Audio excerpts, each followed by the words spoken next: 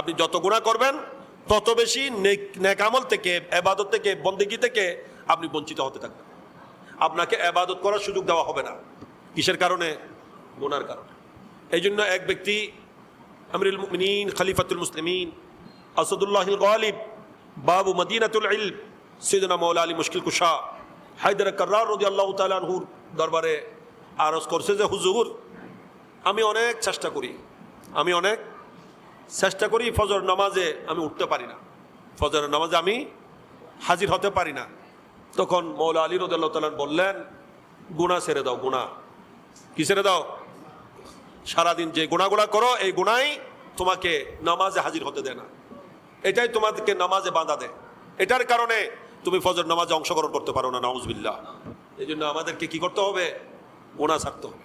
আপনি গুনাহ করবেন, ইবাদতের স্বাদ মজা উঠে যাবে, আপনার কাছে ইবাদত ভালো লাগবে না, নামাজ ভালো লাগবে না, জিকির আজকার ভালো লাগবে না, নবী দরুদ সালাম ভালো লাগবে না। কিসের কারণে? গুনার কারণে। গুনাহ এটা রোগের মতো, ম্যালেরিয়া রোগ হয়েছে। কি রোগ? ম্যালেরিয়া। খানা ভালো লাগতেছে, হ্যাঁ, মিষ্টি দিল কি লাগে? তিতা লাগে। সন্দেশ দিল তিতা লাগে, সমসম দিল তিতা লাগে। এগুলো তো তিতা না, তার কাছে তিতা লাগতেছে কেন? তার ভিতরে রোগ আছে সেই জন্য, ঠিক কিনা? এই ঠিক তদ্রূপ যারা গুনেগার, যাদের কাছে গুনাহ বেশি, এদের কাছে ইবাদত ভালো লাগে না, নামাজ কালাম ভালো লাগে না, জিকির আজকার ভালো লাগবে না, কোরআনে পাকের তেলাওয়াত মন বসবে না।